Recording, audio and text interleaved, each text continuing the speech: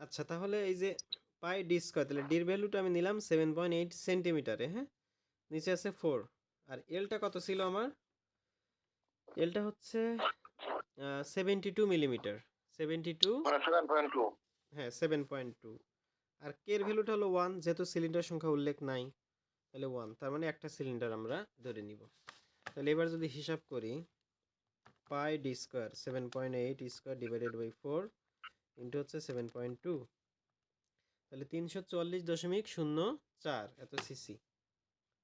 344.04 CC. দেখি 3 নম্বরে কত আছে। হ্যাঁ, 344.04 সিসি। ঠিক আছে, তাহলে এটা করে ফেললাম। এবার যদি 4 নাম্বারটা দেখি, 4 নাম্বার কেমন দেখি। আচ্ছা, একটি 4 সিলিন্ডার ইঞ্জিনের স্ট্রোক দৈর্ঘ্য, এটা কিন্তু দৈর্ঘ্য 79 মিলিমিটার, ব্যাস এত মিলিমিটার হলে ইঞ্জিনের স্ট্রোক ভলিউম সিসিতে বের করো। আচ্ছা, এটা তো মনে হয় পারা যাবে সেম মেহেদি, তাই না? জি ভাই, এটা সেমই ভাই। হ্যাঁ সেম, তাহলে এটা আর আমি করলাম না। আচ্ছা, তো আমি 5 নম্বরে চলে যাই। 5 নম্বরে বলছে পেট্রোল ইঞ্জিনের কম্প্রেশন রেশিও, পেট্রোল ইঞ্জিনের কম্প্রেশন রেশিও 10 হলে, পেট্রোল ইঞ্জিনের কম্প্রেশন রেশিও 10 হলে এফিসিয়েন্সি কত? তাহলে এটা সহজ না একদম, শুধু ওই যে আমরা আরসি। জি ভাই, স্পেলিং সূত্রটা বসাতে মান বসা দিলে দিলেও। হ্যাঁ হ্যাঁ, তো এই প্রবলেমটা কিন্তু ভাই একবার গামা তো 1.4 ধরবো না? হ্যাঁ হ্যাঁ, যদি দেয়া না থাকে গামা 1.4, আর দেয়া থাকলে সেটা ধরতে হবে। ঠিক আছে। আচ্ছা, তাহলে 5 নাম্বারও গেল। 6 নাম্বার হচ্ছে পেট্রোল ইঞ্জিনের ও ডিজেল ইঞ্জিনের ভালভ টাইমিং ডায়াগ্রাম অঙ্কন করতে বলছে। পেট্রোল ইঞ্জিনের ও ডিজেল ইঞ্জিনের, মানে দুইটা ইঞ্জিনের কিন্তু ভালভ টাইমিং ডায়াগ্রাম কিন্তু হচ্ছে আলাদা আলাদা। মানে ভালভ টাইমিং ডায়াগ্রামটা কি জিনিস? ভালভ টাইমিং ডায়াগ্রামটা হচ্ছে আমাদের হচ্ছে ইঞ্জিনে তো দুইটা ভালভ থাকে, তাই না? ইনটেক ভালভ এবং এক্সস্ট ভালভ। তো ইনটেক ভালভ দিয়ে আমাদের যে আমাদের যদি পেট্রোল ইঞ্জিন হয়, সেক্ষেত্রে কি ঢোকে ভিতরে? সিলিন্ডার ভিতরে কি ঢোকে? পেট্রোলের ইয়ার আর ফুয়েল মিক্সচার। মিক্সারটা ঢুকবে হচ্ছে ইনটেক স্ট্রোক দিয়ে, আর এক্সস্ট, সরি, ইনটেক ভালভ দিয়ে। আর বিস্ফোরণের পর এক্সস্ট স্ট্রোকের সময়ে এক্সস্ট ভালভ দিয়ে, মানে intake valve exhaust valve, exhaust valve দিয়ে কি হবে আমাদের? বার্নড গ্যাসটা বা ফ্লু গ্যাসটা বের হয়ে যাবে, তাই না? ফ্লু গ্যাসটা বের হয়ে জি যাবে। ভাই। আবার ডিজেল ইঞ্জিনে আমাদের কি হয়? ইনটেক ভালভ দিয়ে কি ঢোকে? ইনটেক ভালভ দিয়ে আমাদের ডিজেল ইঞ্জিনে ইয়ার, শুধুমাত্র বাতাসটা ঢোকে, তাই না? বাতাস। বাতাস ঢোকে। আর এক্সস্ট ভালভ দিয়ে আমাদের ফ্লু গ্যাসটা বা বার্নড গ্যাসটা বের হয়ে যায় এক্সস্ট স্ট্রোকের সময়ে। তো এই যে ভালভটা কিন্তু তাহলে খোলা বা বন্ধ করার একটা ব্যাপার স্যাপার থাকে, তাই না? কারণ একটা জিনিস জি ভাই। ভাই আপনারা ভেবে দেখেন, যে আমরা আমাদের এই যে মানে পেট্রোল ইঞ্জিনের কথা যদি বলি, তাহলে কি হয়? মানে ফুয়েল আর এয়ার এন্ড ফুয়েলের মিক্সারটা কিন্তু সিলিন্ডারের ভিতরে ঢুকে পড়ে। তো ঢুকা যখন শেষ হয়ে যায় তখন কিন্তু এটা কম্প্রেশন স্ট্রোক শুরু হয়, ঠিক না? কম্প্রেশন স্ট্রোকে কি হয়? ইঞ্জিনটা কিন্তু বিডিসিতে থাকে। ওই যে আপনার ইনটেক স্ট্রোকের সময় কি হয়? দেখেন এই যে ফিগারটা, যেটা ইনটেক তো আর আইডিয়ালে নাই, একটু আগেই বললাম আমি। কিন্তু এই যে পিস্টন যখন বিডিসিতে, এই যে বিডিসি কিন্তু এটা বিডিসি, পিস্টন যখন বিডিসি মানে নিচের দিকে, তখন কিন্তু আমাদের কম্প্রেশন স্ট্রোকটা যে শুরু হয়। তখন এই যে কম্প্রেশন স্ট্রোকটা শুরু হয়, এই পিস্টন আস্তে আস্তে কি উপরের দিকে উঠতে থাকে, মোটামুটি এরকম। মানে পিস্টন নিচ থেকে উপরের দিকে উঠতে থাকে, তখন যদি আমাদের ইনটেক ভালভটা খোলা থাকে, সেই সময় তো আবার বের হয়ে যাওয়ার কথা গ্যাসটা। এই যে আমরা যে এয়ার ফুয়েলের মিক্সারটা ঢুকেলাম, বের হয়ে যাবে না? তো এটা যাতে বের জি হতে ভাই। না পারে, তখন কম্প্রেশন স্ট্রোক শুরুর সময় আমাদের ইনটেক ভালভটা বন্ধ হয়ে যায়। ইনটেক ভালভটা কি হয়? ইনটেক ভালভটা বন্ধ বন্ধ হয়ে হয়ে যায়। তো এই বন্ধ হবে কখন, খোলা হবে কখন, এইটা কিন্তু আবার কি নিয়ন্ত্রণ করে হচ্ছে ক্যামশ্যাফট, তাই না? জি ভাই। আচ্ছা, তাহলে আমাদের কিন্তু এই ভালভগুলোকে কিন্তু খোলা বা বন্ধ করার কিন্তু একটা ব্যাপার স্যাপার এখানে আছে। তো এটা তো আর সাথে সাথে যখন বন্ধ তখনই তো আর হয় না, যে একটা স্ট্রোক আমাদের শেষ হলো সাথে সাথে বন্ধ হয়ে গেল। একটু কিন্তু আমাদের মানে আগে পরে কিন্তু হয়। তো এইটাই আমাদের কতটা আগে পরে হয়, কতটা আগে পরে হয়, এই আগে। হিসাবটাই কিন্তু আমাদের ভালভ টাইমিং ডায়াগ্রামে উল্লেখ থাকে। তো এটাই আমাদের এখানে হচ্ছে পড়াশোনা করতে হবে। পেট্রোল ইঞ্জিনের ও ডিজেল ইঞ্জিনের ভালভ টাইমিং ডায়াগ্রাম অঙ্কন করতে হবে। আচ্ছা, এটা অঙ্কন করে হচ্ছে আর কি দেখাতে হবে। ওই ওই যে ডিগ্রিগুলো, ওইগুলো আমার এক্সাক্ট মনে নাই, ঠিক আছে। আর টিডিসিতে বিডিসিতে মানে কত ডিগ্রি আগে খোলে, এটা আসলে মানে পরীক্ষার আগে দেখে যাইতে হয়, তাছাড়া মনে থাকে না সহজে। আচ্ছা, এটা আমি তাহলে দেখি, আমি করে এটা ভাই দিব নে। অনেক প্র্যাকটিস করছি, এটা অনেক প্র্যাকটিস করছি, কিন্তু পরীক্ষা আগে না রাখলে আর মনটা না। হ্যাঁ হ্যাঁ, মনে থাকে না। এই যে আমার যেমন এখন মনে নেই, কারণ আমি দেখি নাই অনেকদিন। আচ্ছা ঠিক আছে, আমি এটা হচ্ছে অঙ্কন করে দিব না আর কি, সলিউশন, এটা সমস্যা নাই, এটা থাকুক। এটা থাকুক, আবার পরে দরকার হলে বুঝাই দেবো না। কিন্তু আমি একটু জাস্ট বোঝানোর চেষ্টা করলাম যে ভালভ টাইমিং ডায়াগ্রামটা আসলে কি জিনিস, এর ভিতরে কি থাকে, এই ভালভগুলো কখন বন্ধ হবে বা খুলবে, কখন বন্ধ হয়, কত ডিগ্রি আগে, হ্যাঁ, ক্রাঙ্কশ্যাফটের, এই জিনিসগুলোর এখানে হিসাব নিকাশ আছে। আচ্ছা, তারপরে আসি 7 নম্বরে। একটি আইডিয়াল অটোসাইকেলের পিভি ডায়াগ্রাম অঙ্কন করো। এটা কিন্তু অলরেডি আমি দেখাইছি, তাই না? একটি আইডিয়াল হ্যাঁ, অটোসাইকেলের diagram পিভি কোনো হয়। ডায়াগ্রাম, এই যে এটা কিন্তু এর আগে আমি একটু একটু আগে বুঝাই দিলাম। এটা কিন্তু ভিডিওতে আছে শুরুতে, পিভি ডায়াগ্রাম অফ অটোসাইকেল, অথবা এই যে টিএস ডায়াগ্রাম অফ অটোসাইকেল। এবং এই সাইকেলটা কিন্তু আইডিয়াল, এই সাইকেলটা আইডিয়াল, আইডিয়াল অটোসাইকেল। কেন আইডিয়াল? এখানে কিন্তু আমাদের সাকশন স্ট্রোক দেখানো হচ্ছে না, সাকশন স্ট্রোক কিন্তু নাই। তাহলে সাকশন স্ট্রোকটা কোথায় পাবো আমরা? আমরা মানে আমাদের যদি দেখাইতে বলে, তাহলে আমাদের তাহলে কি সাইকেল অঙ্কন করতে হবে? Actual টা রাইট, আমাদের এক্সুয়াল অটোসাইকেলটা তখন অঙ্কন করতে হবে। এটা হলো আইডিয়াল, মানে আদর্শ, আদর্শ। আমাদের যদি সাকশন স্ট্রোক দেখাইতে হয়, সেক্ষেত্রে আমাদের আইডিয়াল অটোসাইকেলটা, অটোসাইকেলের পিভি ডায়াগ্রাম এন্ড টিএস ডায়াগ্রামটা ড্র করতে হবে। ঠিক আছে, তাহলে এটা গেল, এটা হচ্ছে আছে ভিডিওতে শুরুতে বুঝাইছি। তারপরে ডিজেল সাইকেলের পিভি এন্ড টিএস ডায়াগ্রাম অঙ্কন করে বিভিন্ন প্রসেস দেখাও। তো এখানে এই যে যে এইটাও অটো, ভাই দেখানো। হ্যাঁ, এই যে অটোসাইকেল ছিল, এরও কিন্তু এই যে প্রসেসগুলো কিভাবে আসলো আমি এটা বলে দিছি। তারপরে আমাদের যে PV and TS diagram of diesel cycle ছিল, এটাও বুঝাই দিছি, এটাও বুঝাই দিছি। আর এই যে প্রসেসগুলোর নামকরণ, এটাও আমি দেখাই দিছি। সো এটাও যারা ক্লাস হচ্ছে করেন নাই, তারা দেখবেন আর কি, এটা শুরুতে আছে। আচ্ছা, তারপরের প্রশ্নটা হচ্ছে আমাদের 9 নাম্বার। একটি পেট্রোল ইঞ্জিনের সিলিন্ডারের ব্যাস হচ্ছে 50 মিলিমিটার এবং স্ট্রোক দৈর্ঘ্য 75 মিলিমিটার। ক্লিয়ারেন্স ভলিউম 22.5 সিসি হলে, এটা সিসি কিন্তু ক্লিয়ারেন্স ভলিউম, পেট্রোল সাইকেল অনুযায়ী এয়ার স্ট্যান্ডার্ড দক্ষতা বের করো। এয়ার স্ট্যান্ডার্ড দক্ষতা কোন সাইকেল অনুযায়ী? এই যে পেট্রোল সাইকেল অনুযায়ী। তাহলে পেট্রোল সাইকেল অনুযায়ী মানে হচ্ছে আমাদের দক্ষতা নির্ণয়ের সূত্র হচ্ছে কি 9 নম্বরের?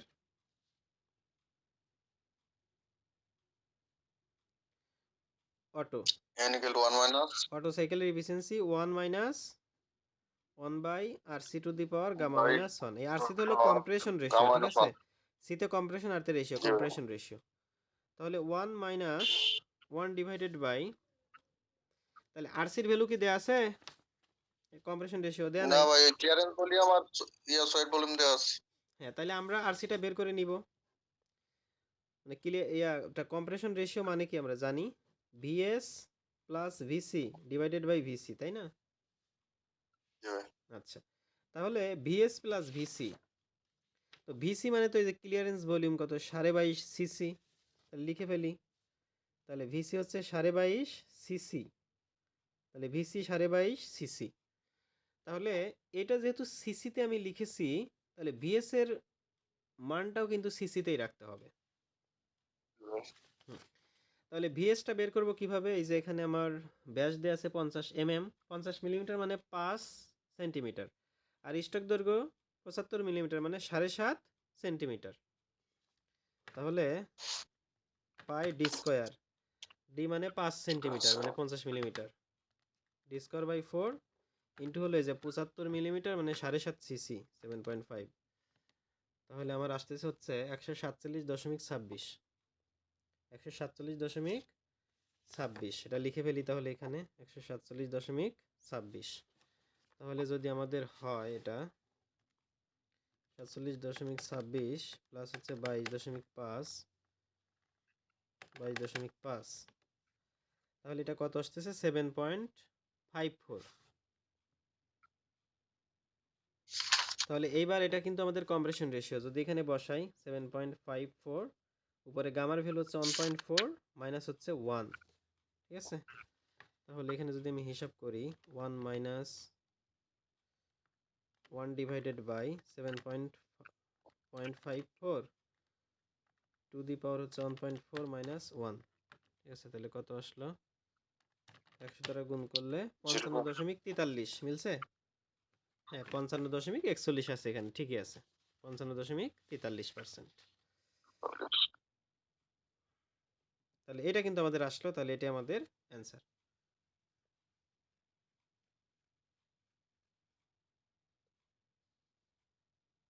আচ্ছা, তাহলে পরবর্তী সমস্যা যেতে পারি, তাই তো?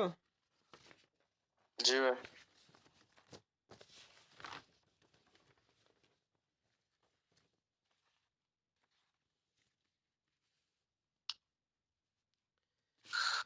ঠিক আছে, দেখি তারপরে কি বলেছে। একটি four stroke 6 cylinder petrol engine, তাহলে এটাও পেট্রোল ইঞ্জিন। পেট্রোল ইঞ্জিনের সিসি হলো 3600। সিসি কত? 3600। তারপরে 3600। ঘূর্ণন সংখ্যা হচ্ছে 3000 RPM and mean effective pressure 10 bar হলে উক্ত ইঞ্জিনের পাওয়ার কত হবে? উক্ত ইঞ্জিনের পাওয়ার কত হবে? তাহলে কি বলছে এখানে? 4 স্ট্রোক, তাই না? 4 স্ট্রোক। তারপরে 6 সিলিন্ডার পেট্রোল ইঞ্জিনের সিসি দেয়া আছে কত? 3600 সিসি দেয়া আছে। আচ্ছা, এর মান। হুম, সিসি কিসের মান? সিসি যে বললো পেট্রোল এর মান। ইঞ্জিন, সিসি তো এর মান না, সিসি মানে তো কিউবিক সেন্টিমিটার, এর মান তো হবে হচ্ছে cubic centimetre. Square centimetre. Centimetre square. হ্যাঁ, কিন্তু এটা তো সিসি, তাহলে এটা কি? এল এর মান ভাই। এ এল এর মান মানে স্ট্রোক ভলিউম, বুঝতে হবে এটা। জি ভাই। স্ট্রোক ভলিউম মানে একসাথে ভিএস এর ভ্যালু, এটা ভিএস মানে তো এল, তাই না? ভিএস মানে হচ্ছে জি ভাই। এল, তাহলে এটা এল এর ভ্যালু। আচ্ছা, তো ঘূর্ণন সংখ্যা এত। আচ্ছা, মিন ইফেক্টিভ প্রেসার দেওয়া আছে। আচ্ছা, এই যে মিন ইফেক্টিভ প্রেসার মানেই কিন্তু তার 10 বার হলে উক্ত ইঞ্জিনের পাওয়ার কত হবে। আচ্ছা, তাহলে এই পাওয়ার কোনটা আমাদের চাইছে? ইন্ডিকেটেড পাওয়ার নাকি ব্রেক পাওয়ার? এটা কিন্তু বলে নাই, এটা আমাদের বলে নাই। তাহলে কি করব? বলেন ভাই, ব্রেক পাওয়ারই বের করে ফেলবো। কেন ব্রেক পাওয়ার বের করব? ব্রেক বলেন। পাওয়ার বের করতে আমাদের টর্ক লাগবে না? টর্ক কি দেয়া আছে?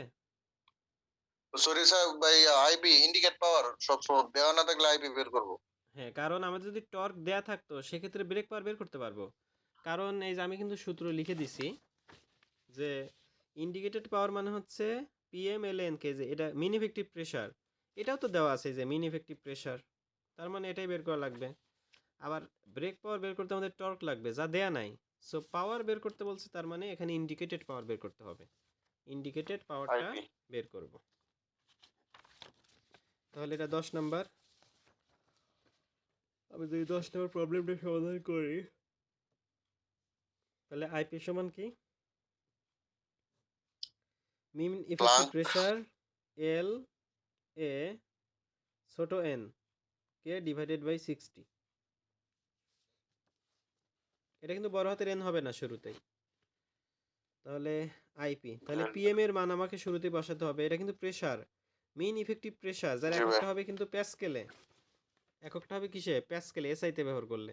তাহলে মিন ইফেক্টিভ প্রেসার দেওয়া আছে 10 বার।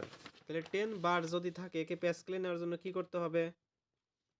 10 টু দ্য পাওয়ার 5 নিউটন দেখুন। গুণ। গুড। তাহলে 10 টু দি পাওয়ার 5 দ্বারা গুণ করা লাগবে, তাহলে এত প্যাসকেল হয়ে গেল। এখন এই যে এল এ, তাহলে এল এর ভ্যালু দেয়া আছে একসাথে। এই যে পেট্রোল ইঞ্জিনের সিসি হচ্ছে কত? 3600। সিসি কত? জি ভাই। 3600। তাহলে 3600।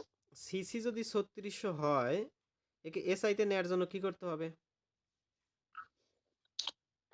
10 টু 3600 হইলো ভাই 10 ইয়াতে to the power 10 to minus the 6 power দ্বারা 10 কিউব গুণ দ্বারা। করা লাগবে। আচ্ছা তো সরি। দেখ চলে। হুম, ও সিসি তো মিলিমিটার না, 10 টু দ্য পাওয়ার -6, ঠিক আছে। হ্যাঁ। তাহলে ছোট হাতের এন কি? ছোট হাতের এন হলো আমাদের, এই যে আরপিএম। লিখলাম এখানে, এই যে ছোট হাতের এনটা হচ্ছে n/2 যদি 4 স্ট্রোক হয়। 1/2। তাহলে এটা কি 4 স্ট্রোক বলা আছে? হ্যাঁ, এই যে বলা আছে 4 জি ভাই, স্ট্রোক। ফার্স্ট তার মানে আমাদের হবে কি?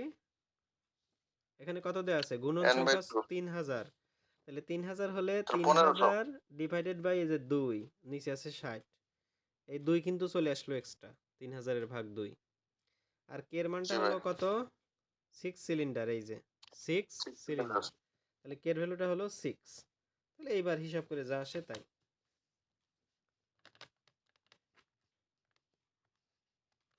ভাই এটা তো ওয়াটে আসবে না? হ্যাঁ, ওয়াটে আসবে। এসআই তে করতেছি, এসআই আসবে তাহলে। এসআই ভালো, আমরা বলা এসআই বেশি।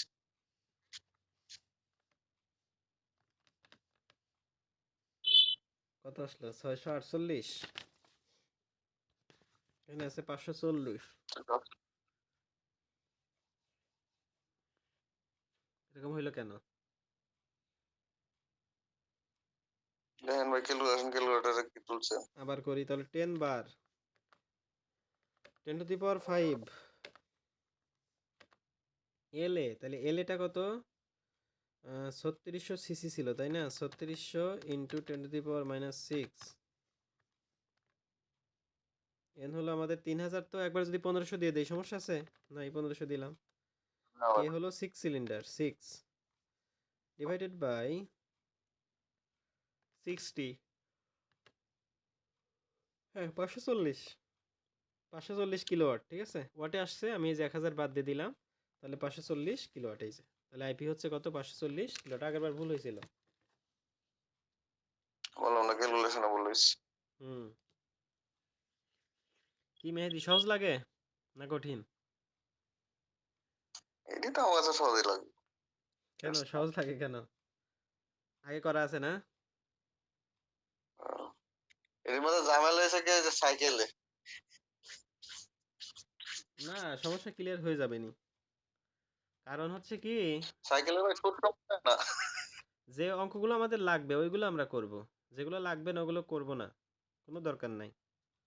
কারণ ওই ডুয়েট অ্যাডমিশনের ম্যাথ করে করে কোনো লাভ নাই। এখন আমাদের ডুয়েট অ্যাডমিশনের ম্যাথ করা লাগবে, যদি ওই ধরনের ম্যাথ আসে তাহলে ওই টাইপের কিছু ম্যাথ করব। এখন জি ভাই বইতে তো অনেক পাওয়ার মানে এক্সট্রা প্ল্যান্টে ম্যাথ দেওয়া। সাইকেল গুলো একটু ক্রিটিক্যাল লাগে ভাই। হ্যাঁ, কি হয়েছে আশিস ভাই? বুঝি নাই, আরেকবার বলেন। ভাই পাওয়ার সাইকেল গুলা, সাইকেল না? পাওয়ার সাইকেলের সূত্র গাড়ির মধ্যে না বেশি এক অবস্থা। পাওয়ার প্ল্যান্টে সাইকেল গুলো একটু ক্রিটিক্যাল লাগে আমার। ও না, ইনশাল্লাহ ক্রিটিক্যাল লাগবেই না, দেখা যাক। আস্তে আস্তে শেষ করি একটা একটা করে। আচ্ছা, ঠিক আছে, পরের যে প্রবলেম সেটা দেখি। 11 নম্বরে বলেছে একটি সিঙ্গেল সিলিন্ডার, তাহলে যে সিলিন্ডার সংখ্যা কিন্তু একটা। সিঙ্গেল সিলিন্ডার ইঞ্জিনের বোর কত? 30 মিলিমিটার। স্ট্রোক এত। ক্লিয়ারেন্স ভলিউম জি ভাই কত হলে গাড়িটির সিসি বের করতে বলেছে। তাহলে এটা একটা প্রশ্ন। এবং এয়ার স্ট্যান্ডার্ড দক্ষতা বের করুন। তাহলে গাড়িটির সিসি কিভাবে বের করা যায়? এই এএলএন কে এএল কে গাড়িটির সিসি মানে কি? সিসি বলতে কি বোঝাচ্ছে এটাকে বলেন। Stroke volume. Stroke volume. তাহলে স্ট্রোক স্ট্রোক ভলিউম ভলিউমের সূত্র হচ্ছে pi D square by 4 into L. Pi D square by 4 into L. এর সাথে কিন্তু ক্লিয়ারেন্স ভলিউম আমাদের লাগবে না। গাড়িটির সিসি বলতে আমাদের ক্লিয়ারেন্স ভলিউম কিন্তু বোঝায় না, স্ট্রোক ভলিউমটাকে বোঝায়। তাহলে আমি যদি ক্যালকুলেটরে জি করি, ভাই ক্লিয়ার হলো। পাই ডি স্কোয়ার, তাহলে বোর কত? 30 মিলিমিটার। তাহলে পাই ডি স্কোয়ার বাই 4 ইন্টু হচ্ছে এল। এল কত তাহলে? Stroke 75 millimetre. তার মানে 75 যদি 7.5 মিলিমিটার দেই, সিসি চাইছে তাই না? ভাই ও 7.5 হবে তো 75 মিলিমিটার পাই ডি স্কোয়ার। ডি কত? 30 মিলিমিটার মানে 3 সেন্টিমিটার, তাই না? 3 সেন্টিমিটার। হুম। আর 75 7.5। তাহলে এই যে 53.01, ঠিক আছে, যে 53.02 সেন্টিমিটার কিউব, মানে সিসি এটা আর কি। সিসি সিসি যেহেতু চাইছে তাহলে এটা সিসি লিখতে হবে, সেন্টিমিটার কিউব লেখা যাবে না। যদিও সিসি মানেই সেন্টিমিটার কিউব, ঠিক আছে? দেখেন, তাহলে এটা আচ্ছা কিন্তু আমি স্ট্রোক ভলিউম পেয়ে গেলাম। তো এখানে আমার সিলিন্ডার কয়টা ছিল ভাই? একটা না? একটা। জি ভাই তো আমাদের যদি সিলিন্ডার 4টা থাকতো তাহলে কি কি করা লাগবে? এটা একটা সিলিন্ডার স্ট্রোক ভলিউম, কিন্তু তাহলে এটাকে আমাদের 4 দ্বারা কিন্তু গুণ করা লাগতো, ঠিক? এভাবে। জি ভাই তাহলে এখন কি বের করতে বলেছে? এয়ার স্ট্যান্ডার্ড দক্ষতা। তাহলে এয়ার স্ট্যান্ডার্ড দক্ষতা আমরা বের করার জন্য আমাদের কম্প্রেশন রেশিও লাগবে। কম্প্রেশন জি ভাই, রেশিও আসছি লাগবে। লাগবে। তাহলে এটা কোন ইঞ্জিন ভাই? এটা কিন্তু পেট্রোল ইঞ্জিন বলে নাই। তাহলে কিভাবে বুঝবো আমরা পেট্রোল ইঞ্জিন এটা? হুম, এই একটি সিঙ্গেল সিলিন্ডার ইঞ্জিনের বোর্ড দেয়া আছে, স্ট্রোক দেয়া আছে, ক্লিয়ারেন্স ভলিউম দেয়া আছে, গাড়িটির সিসি চাইছে, এয়ার স্ট্যান্ডার্ড দক্ষতা বের করুন। তাহলে এয়ার স্ট্যান্ডার্ড দক্ষতার সূত্র তো পেট্রোল ইঞ্জিনেও একটা আছে, আবার ডিজেল ইঞ্জিনেও একটা আছে। কোনটা ব্যবহার করব? জি ভাই। পেট্রোলেরটা ভাই ছোট আছে, ওটাই বলবো। না, পেট্রোলেরটা ছোট আছে বলতে না, মানে একটা কারণ অবশ্যই আছে এখানে। সেই কারণটা হচ্ছে আমাদের, আমরা যদি ডিজেল ইঞ্জিনের এফিসিয়েন্সি বের করতে চাই, যেহেতু এখানে ইঞ্জিনের কথা উল্লেখ করে বলে নাই যে এটা পেট্রোল নাকি ডিজেল, এখন আমরা আমরা যদি ওটাতে তো ভাই ইয়া লাগবো, রোর মান লাগবো। রাইট, মানে কাট অফ রেশিও লাগবে, তো কাট অফ রেশিও বের করার কোনো কিছু দেয়া আছে এখানে? দেয়া নাই। সো না ভাই। এই ক্ষেত্রে আমাদের অবশ্যই পেট্রোলেরটাই বের করা লাগবে। এটা বুঝে নিতে হবে আর কি, জি ভাই। যদি উল্লেখ না থাকে। কারণ কাট অফ রেশিও ছাড়া তো ডিজেল সাইকেলের এফিসিয়েন্সি বের করা যাবে না। ওকে, এটা আসলে আমাদের ভিএস। তো ভিএস যখন আমরা পাবো, বিসি দেওয়া আছে কত? Clearance 20 plus 20 divided by 20। তাহলে এই যে 3.65, এটা হচ্ছে আমাদের কম্প্রেশন রেশিও। তাহলে এখন যদি আমরা এফিসিয়েন্সি বের করি, 1 divided by 3.65 to the power gamma minus 1, তাহলে কত আসলো? 100 দ্বারা গুণ করলে 40.42%। তাহলে এই যে 40.42% বা 43%। ঠিক আছে, তাহলে এভাবে কিন্তু আমরা এই প্রবলেমটা সলভ করতে পারি।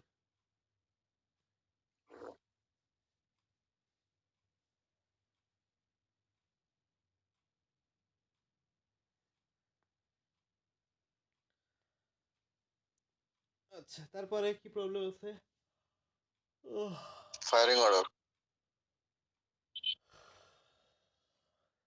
আচ্ছা, ফায়ারিং অর্ডার।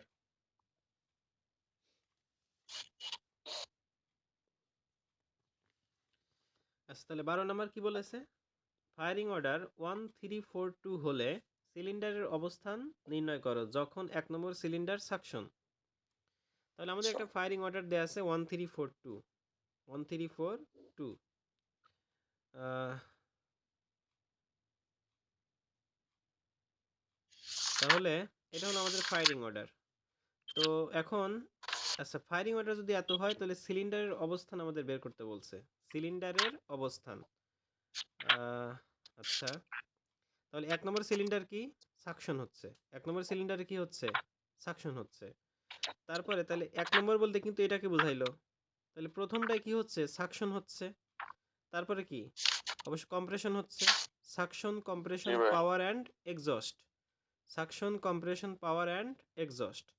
তার মানে হচ্ছে 1 নম্বর সিলিন্ডারে আমাদের যখন সাকশন হয় 3 নম্বর সিলিন্ডারে তখন কি হচ্ছে? কম্প্রেশন হচ্ছে। 4 কম্প্রেসর। নম্বর সিলিন্ডারে আমাদের এক্সস্ট হচ্ছে। আর 2 নম্বর মানে পাওয়ার হচ্ছে, পাওয়ার 4 নম্বর সিলিন্ডারে পাওয়ার হচ্ছে। আর 2 নম্বর সিলিন্ডারে আমাদের কি হচ্ছে? এক্সস্ট তৈরি হচ্ছে। এক্সস্ট মানে এক্সস্ট স্ট্রোকটা তখন সংগঠিত হচ্ছে।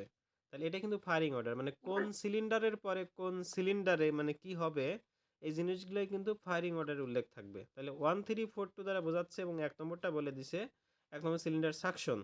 তার মানে 1 নম্বর সিলিন্ডারে সাকশন হচ্ছে, আবার 3 নম্বর সিলিন্ডারে কম্প্রেশন হচ্ছে, আবার 4 নম্বর সিলিন্ডারে আমার পাওয়ার স্ট্রোক হচ্ছে, এবং 2 নম্বর সিলিন্ডারে আমাদের এক্সস্ট হচ্ছে। এভাবে কিন্তু একটার পর আরেকটা, এভাবে এখানে আমাদের কিন্তু ভাই ইগনিশন এখানে হচ্ছে। এক নম্বরে তো ভাই সাকশন বইলে দিছে দেখে, কিন্তু যদি সেম কাহিনীটা এক নম্বরে পাওয়ার বলতো, তাহলে পাওয়ারের যে এক নম্বর পরেরটা স্ট্রোকে সিরিয়ালি পাওয়ার। আসবে, কারণ আমরা জানি কি suction, compression, power and exhaust. তাহলে প্রথমটা পাওয়ার হতো, তারপরটা এক্সস্ট হতো, যে কয় নাম্বার থাকবে এখানে অ্যাডজাস্ট হতো। সেই হ্যাঁ তত হ্যাঁ, নাম্বার, এটাই। হ্যাঁ, সিলিন্ডারটা তত হইতো। আচ্ছা, আমি হচ্ছে এটা দিব আরো ফায়ারিং অর্ডারের আরো কয়েকটা, হচ্ছে সবগুলো আমি হচ্ছে পরের ক্লাসে উপস্থাপন করব, ঠিক আছে? এগুলা হচ্ছে তাহলে আপাতত থাকুক, একটাই থাকলো এখানে। ঠিক আছে, এগুলো পড়তে হবে আর কি, এটা এটা বোঝানোর জন্য এখানে দেয়া। এটা ভাই এমএস এর জন্য খুব গুরুত্বপূর্ণ, ফায়ারিং অর্ডার আসে এমএস। আসে না? ঠিক আছে, দেখা যাক। না, আমি হচ্ছে পরের ক্লাসে ফায়ারিং অর্ডার ক্লিয়ার করে দিব, ভালভ টাইমিং ডায়াগ্রাম ক্লিয়ার করে দিব। আচ্ছা, তো 13 নাম্বার এখানে কি বলছে, ফোর সিলিন্ডার পেট্রোল ইঞ্জিনের, ফোর সিলিন্ডার মানে সিলিন্ডার সংখ্যা কিন্তু 4টা, তাহলে পেট্রোল ইঞ্জিনের কম্প্রেশন রেশিও 9। এটা অনেক মজার, কারণ পেট্রোল ইঞ্জিনের শুধুমাত্র কম্প্রেশন রেশিও জানলেই কিন্তু আমরা এর এফিসিয়েন্সিটা বের করতে পারি। করতে হ্যাঁ, পারি। ও ক্লিয়ারেন্স ভলিউম দেওয়া আছে 63 সিসি হলে ইঞ্জিনের দক্ষতা বের করো, তাহলে দক্ষতা তো আমরা শুধু এই যে 9 দিয়ে বের করতে পারবো, ঠিক না? হুম, ও ডিসপ্লেসমেন্ট ভলিউম কত, তাহলে এই যে ডিসপ্লেসমেন্ট ভলিউম মানে কিন্তু স্ট্রোক ভলিউম কত, স্ট্রোক ভলিউমটা জি ভাই। আমরা এখানে বের করব। তাহলে স্ট্রোক ভলিউম মানে কি, স্ট্রোক ভলিউম মানে হচ্ছে কি দেওয়া আছে এখানে, কম্প্রেশন এল রেশিও দেওয়া আছে এল কে না, স্ট্রোক ভলিউম মানে তো ভিএস অথবা এলএ। এখন এই যে এখানে কিন্তু কম্প্রেশন রেশিও দেয়া আছে 9, আবার ক্লিয়ারেন্স ভলিউম দেয়া আছে, তাহলে আমার অবশ্যই মনে হচ্ছে যে compression ratio RC equal to VS plus VC divided by VC. এই সূত্র ইউজ করলে আমার জি ভাই। ক্লিয়ারেন্স ভলিউমের ভ্যালু আছে, কম্প্রেশন রেশিওর ভ্যালু আছে, খুব সহজেই ডিসপ্লেসমেন্ট ভলিউম মানে ভিএসটা বের হয়ে যাবে। Very simple. জি ভাই। বোঝাতে ও পেরেছি? আর ইকুয়াল টু তো BS plus BC by BC না? হ্যাঁ হ্যাঁ, ঠিক ভিএস আছে ভাই। Plus VC divided by VC, তাহলে এই সূত্রে ভিসি আমাদের জানা, তাহলে শুধুমাত্র ভিএস সেটা বের হয়ে যাবে। জি ভাই, বুঝতে পারছি। ঠিক আছে, ওকে নেক্সট প্রবলেমে চলে যাই। এটা খুবই সহজ ছিল। একটি একটি এক সিলিন্ডার ইঞ্জিনের কম্প্রেশন রেশিও কত, 9, এবং ক্লিয়ারেন্স ভলিউম হচ্ছে 20 সিসি। ফোনে চার্জ নাই 5%। তাহলে একটি এক সিলিন্ডার ইঞ্জিনের কম্প্রেশন রেশিও 9 এবং ক্লিয়ারেন্স ভলিউম 20 সিসি হলে সোয়েপ্ট ভলিউম কত ও তাপীয় দক্ষতা বের করো। তাহলে এই যে নতুন টার্ম সোয়েপ্ট ভলিউম, তাহলে সোয়েপ্ট ভলিউমটা কি জিনিস? সোয়েপ্ট ভলিউমটা হচ্ছে স্ট্রোক ভলিউমই, কিন্তু এক সিলিন্ডারের স্ট্রোক ভলিউম।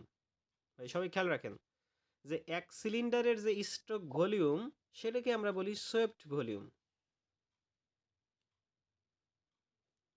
এখন ইঞ্জিনও তো ভাই এটা এক সিলিন্ডারেরই। হ্যাঁ, ইঞ্জিনটাও এক সিলিন্ডার, কিন্তু যদি 4 সিলিন্ডার হইতো তাহলে আমাদের এই প্রত্যেকটা সিলিন্ডারের যে স্ট্রোক ভলিউম সেটা হতো সোয়েপ্ট ভলিউম। যদি সোয়েপ্ট ভলিউম এখানে বের করতে বলছে না, তাহলে তখন কিন্তু আর 4 দ্বারা গুণ করা যাইতো না, আমাদের ওই একটা পাই ডি স্কোয়ার বাই 4 ইন্টু এল যা আসতো সেটাই আমাদের সোয়েপ্ট ভলিউম হইতো। সোয়েপ্ট ভলিউমকে সিলিন্ডার সংখ্যা দ্বারা গুণ করলে স্ট্রোক ভলিউম পাওয়া যায়। এটাই সোয়েপ্ট ভলিউম ও স্ট্রোক ভলিউমের ভিতরে পার্থক্য।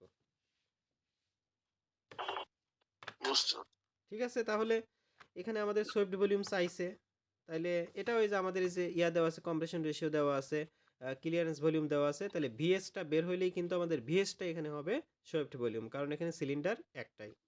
সিলিন্ডার এখানে কয়টা? একটাই। একটাই। যদি 4টা হইতো কিন্তু তা ভাই 4 দ্বারা ভাগ হইতো। হ্যাঁ রাইট, 4 দ্বারা ভাগ হইতো, কারণ আমাদের তখন বের হইতো স্ট্রোক ভলিউম, সেটাকে আমরা 4 দ্বারা ভাগ করতাম।